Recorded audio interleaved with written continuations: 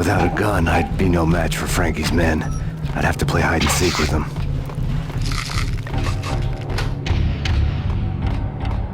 It's Frank. What's up?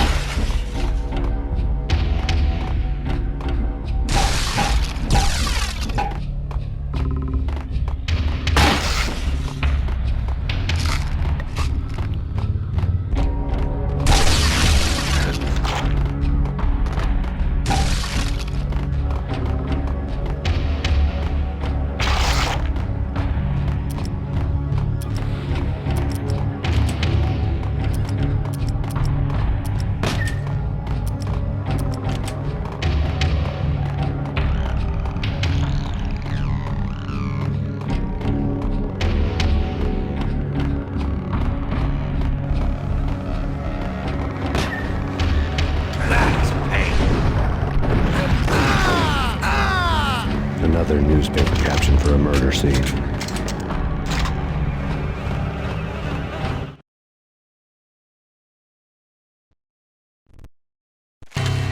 Frankie had left his calling card, a Captain Baseball bat boy strip, next to a sewer passage filled with bodies. You'd better not mess with Captain Baseball Bat Boy. Even my archenemy, Bicycle Helmet Girl, swoons at the sight of me. Aha! There were enough corpses to put a mass murderer to shame.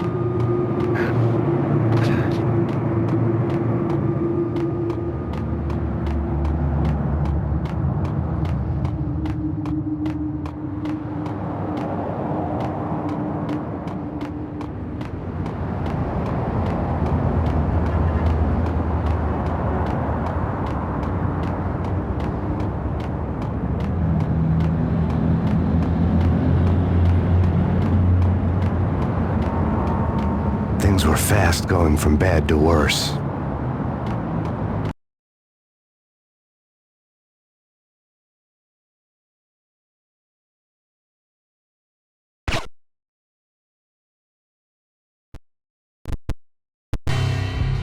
The men in blue had come and gone. They had decorated the place with chalk outlines and tied it together with yellow tape. The cops who had stayed behind were dead. Frankie, his boys, and I had the place all for ourselves.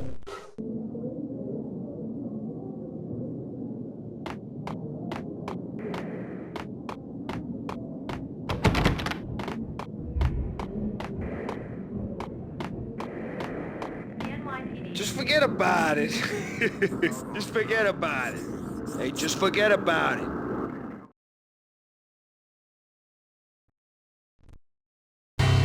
That crazy witch, you should have heard her. She was a real scream when the boys caught her trying to cap the Don. Oh, that's friggin' bad. To the trio? That's even worse than what Frankie's doing to that poor bastard downstairs. She's gonna take a long time to die. The mobster muscle on the phone was talking about Mona. Punchinello's trio were nothing but bad news. There he is!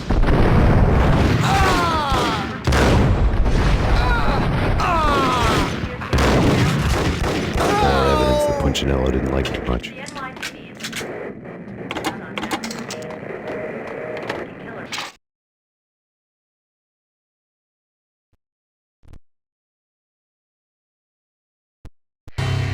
The fact remains that all the victims so far identified in the Ragnarok shooting have been known criminals, many of whom had large doses of V in their blood.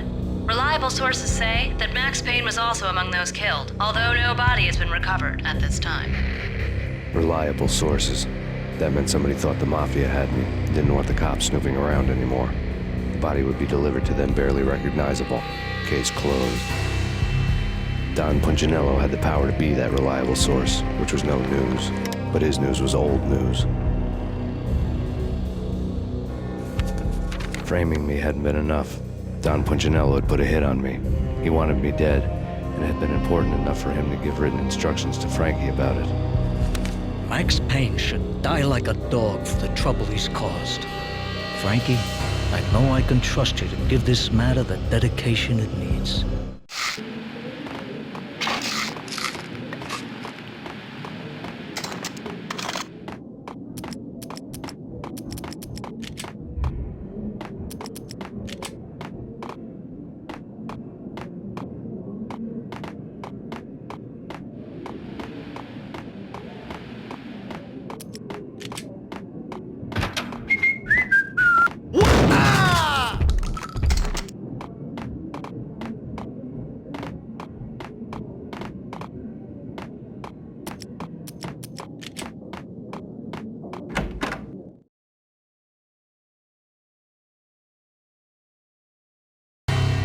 The hotel bar was fast developing quite a history.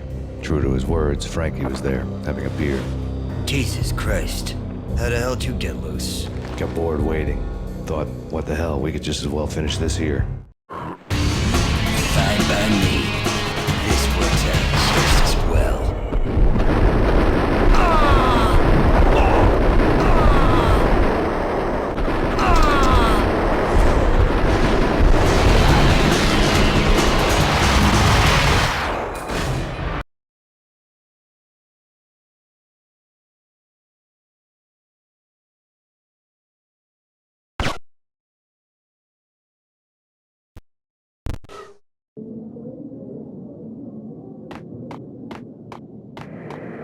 Just forget about it. Just forget about it. Hey, just forget about it.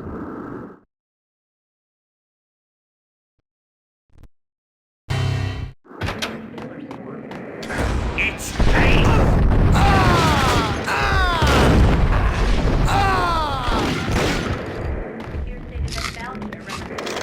More evidence that Punchinello didn't like it much.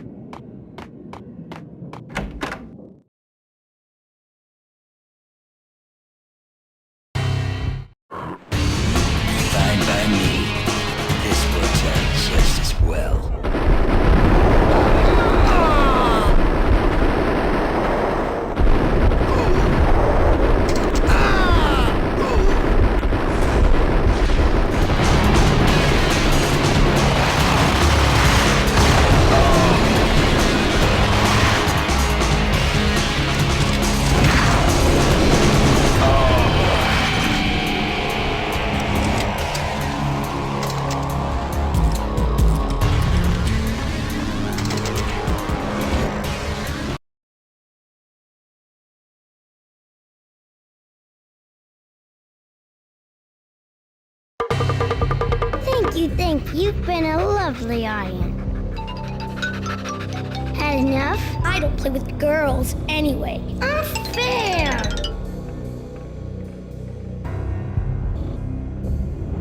I spotted the tail as soon as I left the hotel. A big black Mercedes. I'd seen the car before. That time it had heralded impressive explosions. Vladimir was back. Bang. You're dead, Max Payne.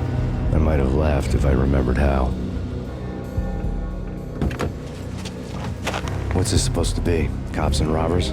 Look, you want something with me? Get in line. Peace, man. Relax. You know you are a real news item.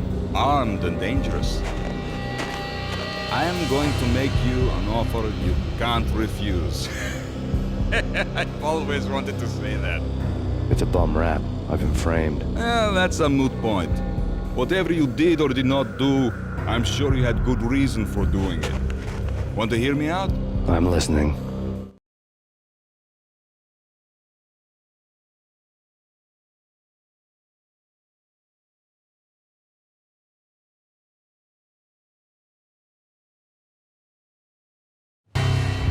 Punchinello messing with V is bad for business all around. But that's not all. There is this guy, Boris Dime, used to pull jobs for me. He's the captain of the cargo ship Charon. Now the bastard turncoat has gone over to the other side, Punchinello's. The ship's loaded with high-res hardware, guns, my business. If Punchinello gets hold of that cargo, he's won and I have lost. And you'll have your work cut out for you.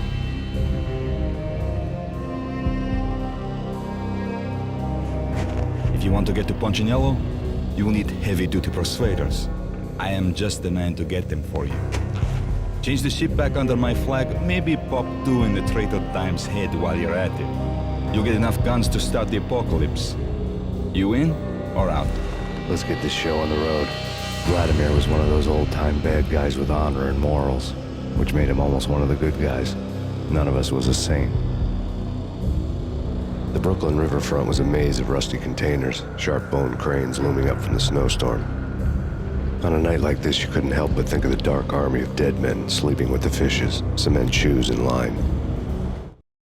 No Minotaur lurked in this labyrinth, but somewhere out there, on the clanking deck of his cargo freighter, the skipper of the K-Ron was waiting, like the ferryman in the river Styx.